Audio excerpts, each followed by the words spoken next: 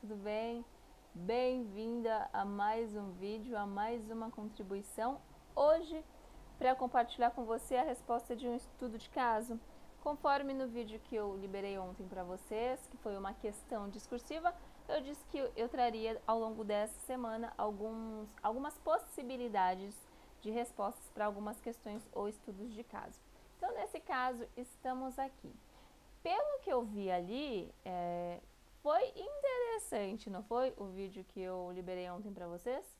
Bom, enfim, de qualquer maneira, o objetivo maior mesmo é contribuir, fazê-los refletir, pensar sobre possibilidades, pensar que a gente tem muito conhecimento e que, portanto, consegue responder a uma questão, mesmo que não a partir de um documento propriamente dito que seja solicitado, tá? E sobre isso, inclusive, eu vou falar um pouquinho sobre esse estudo de caso que eu vou compartilhar com vocês. Que você vai ver aqui, ó, até antes de eu ler mesmo, vou aumentar para você dar uma olhadinha, já aparece aqui na APA, tá vendo? Então, teoricamente, a gente vai precisar falar sobre alguma orientação do NAPA, mas a gente consegue também responder com base no próprio currículo e com base em outros documentos, por exemplo, como aquele conhecer para proteger, um amarelinho ou laranjinha, uma coisa assim. Bom, enfim, foi solicitado no edital e você deve saber do que se trata também. Então, os assuntos eles vão conversando, certo? Antes de eu começar a compartilhar aqui com você, eu devo relembrar rapidamente, hoje eu vou ser bem mais sucinta, tá? Eu devo lembrar que, lindeza, não esquece não a estrutura do texto, porque se você esquecer, você vai perder ponto. Então, a estrutura do texto tem que ter o quê? Introdução, desenvolvimento, conclusão. Segue isso. Vai por mim que você vai se dar bem. E aí, dentro dessa estrutura, no momento de estruturar, de escrever o seu texto, você precisa estar muito atenta à norma padrão, à correção gramatical, ortográfica, enfim, e que o seu texto tenha coesão, ou seja, que as ideias precisam estar costuradinhas, ligadinhas uma na outra. Porque, se porventura o seu corretor ler o seu texto e falar assim, nossa, mas essas ideias estão todas largadas, soltas, não está fazendo muito sentido, você já sabe o que vai acontecer, né? Então, bora aproveitar o momento aqui agora, assista o vídeo e bora. Outra coisa também, já tem um vídeo aqui no canal que você talvez possa conhecer, mas se não, dá uma pesquisadinha aqui, que eu trago bem estruturado, bem detalhado, na verdade, como que você pode fazer a resposta de um estudo de caso. Na verdade, é mais do que isso, é para você compreender mesmo como que funciona. Então, hoje eu vou direto ao ponto com você, porque, olha, a gente já tá cansado, não tá, lindeza?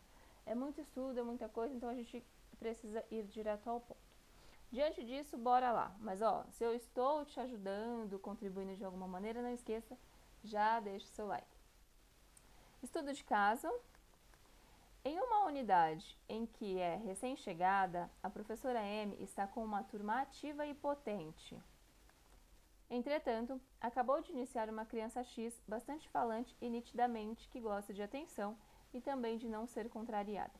Com os dias passando, a professora M começou a enfrentar a dificuldade de que a criança X cada dia mais tem se mostrado com atitudes agressivas, tanto verbais quanto físicas, infligindo aos colegas situações desagradáveis e de dores.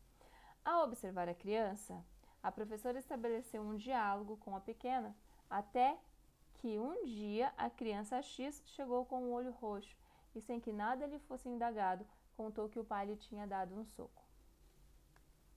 Dada essa situação com a criança X e a professora M, e levando em consideração as orientações do NAPA, o núcleo de apoio e aprendizagem, enfim, você já sabe, né? Quais deveriam ser as ações tomadas pela professora?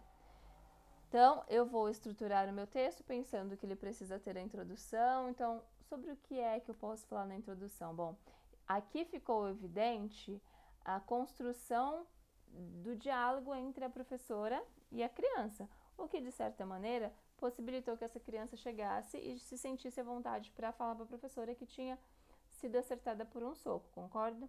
Então, dentro da minha resposta, eu escolhi pontuar isso. Esse estabelecimento da comunicação, que parte da comunicação emocional, inclusive, não é?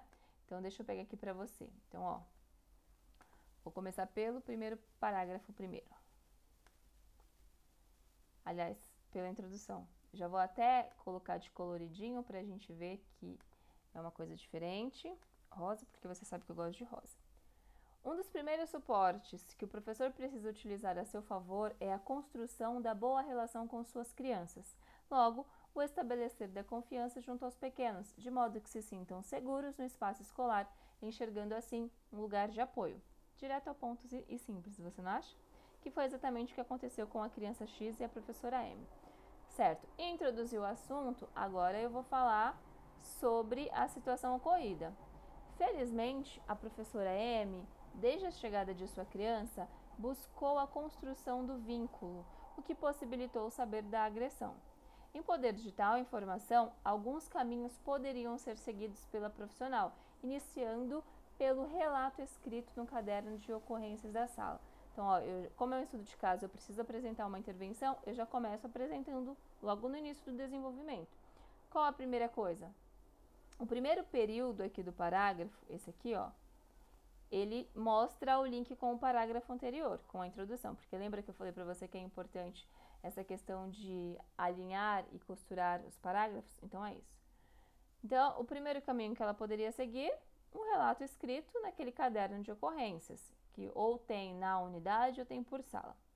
Levando em consideração os atos maldosos ressoados na turma, esta seria uma oportunidade para usar a roda de conversa, momentos em que meninos e meninas se veem reconhecidos e escutados, possibilitando assim a resolução do problema e levantamento de novas proposições. Então, primeira coisa, a professora vai olhar para as crianças dela e perceber que ali existe um problema, porque lembra que lá no enunciado, na comanda apresenta de que a criança vinha agredindo fisicamente e verbalmente os colegas? Então, ela precisava trabalhar isso também. E qual é o melhor caminho? A roda de conversa. Então, já coloquei. Ainda, por existir a possibilidade de ser uma ação recorrente no ambiente familiar e assegurando os direitos legais da criança, o assunto deveria ser encaminhado à Ou faltou um acentozinho aqui, hein? Encaminhado à coordenação pedagógica na busca para que a criança não tivesse sua aprendizagem interrompida ou atrapalhada por conta da vivência negativa.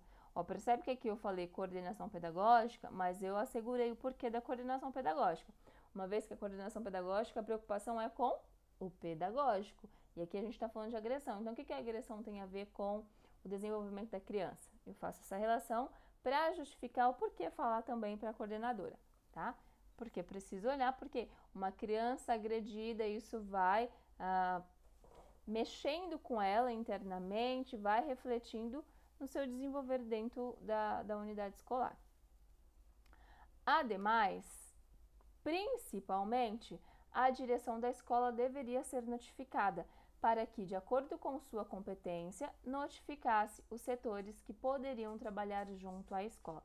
Então, veja, a professora não tem muito o que fazer a não ser tentar levantar soluções para resolver uma questão que existe dentro da sua sala de referência, no caso, que é a questão ali das agressões físicas e verbais, passa para a coordenação, porque a professora está preocupada como o que essa agressão vai fazer na criança, e depois passa para a direção, porque a verdade, a pessoa mais competente para lidar com essa situação é o diretor da escola, porque a direção vai entrar em contato com quem? Com o NAPA, com o conselho tutelar, enfim, com os diversos setores para que ocorra aquela questão da intersetorialidade. E aí cada um vai trabalhando, fazendo aquilo que é de sua competência em prol da criança, para que os direitos dessa criança sejam assegurados.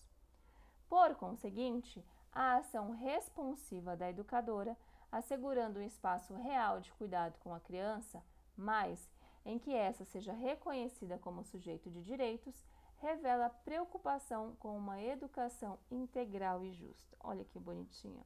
É só para concluir o assunto. Lembra? Na conclusão eu não agrego nenhuma informação nova, dou uma retomada no que já foi trabalhado. Então, a educadora teve uma atitude responsiva, cumpriu com a função dela, assegurou que os direitos da criança fossem respeitados.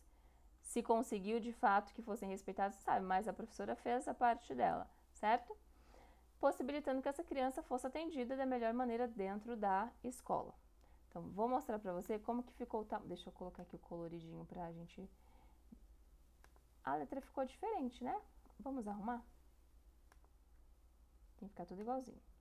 E aí, alguns de vocês vieram ontem falar comigo porque, Lila, mas são muitas linhas, eu tenho preocupação de que não dê certo. E aí, embora eu tenha falado para vocês que vocês deveriam se adequar, porque era só uma possibilidade, parece que vocês não me escutam muito bem, né? O que eu fiz hoje? Eu me atentei à quantidade de linhas. Deixa eu vir para essa página aqui. Aqui, para você ver por inteiro. Ó. Deixa eu colocar assim. Eu vou diminuir um pouquinho mais só para você ver o tamanho, depois eu volto. Tá vendo? Então, aqui na folha tem 2, 4, 6, 8, 10, 12, 14, 16, 18, 20, 22 linhas. Arrasei? Atendi ao que vocês pediram, hein? Então, tá bem direto ao ponto. Só que perceba, ontem eu falei para vocês sobre essa questão da quantidade de parágrafos e o tamanho dos parágrafos. Lembra? Tá vendo que tem bastante parágrafo aqui? Então, ó, introdução, a conclusão, e aí quantos parágrafos de desenvolvimento eu tenho? 1, 2, 3, 4, sendo que cada parágrafo eu tenho uma média aí de 4 linhas. Se nós formos passar para próprio punho, vai dar uma média de 5 linhas, que foi a minha orientação. Agora, se você tem uma letra grande, pelo amor de Deus, também tenta diminuir. Tenta diminuir um pouquinho, tá bom? Não vai querer encher a folha inteira, tá? Então, essa aí é a minha possibilidade de resposta, simplesmente para trazer mais uma ideia, mais uma maneira de como pode ser feita esse estudo de caso.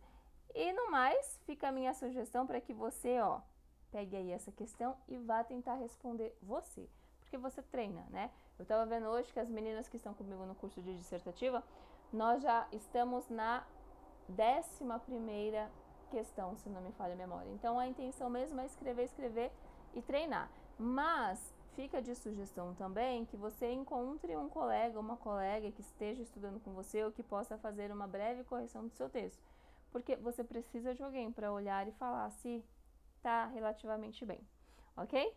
Espero muitíssimo ter contribuído. Deixa aqui nos comentários o que você achou dessa intervenção apresentada para a professora Amy. O que mais a professora Amy poderia ter feito? Ah, uma outra coisa. Não, eu falei, né, sobre o outro documento que eu trago também, que é o Conhecer para Proteger. Isso para mostrar a vocês que de todo o conhecimento que a gente vai adquirindo, todos esses conhecimentos vão se relacionando, se interligando e que, portanto, a gente consegue responder às questões que serão propostas, independente de ter estudado ou não, a não ser que seja algo muito, muito específico, que eu não acho que venha a acontecer, tá? Então, se eu contribuir de alguma maneira, já deixa o seu like, não esquece, bora ajudar os coleguinhas, então já compartilha esse vídeo com todas as colegas que você sabe que está se preparando para o concurso. Se você ainda não está inscrito no canal, já é a hora pro inscreva-se e não esqueça de ativar o sininho para que você possa receber a notificação do vídeo que sairá amanhã, depois de amanhã, trazendo novas questões. Um beijo pro bons estudos e até o próximo vídeo. Tchau!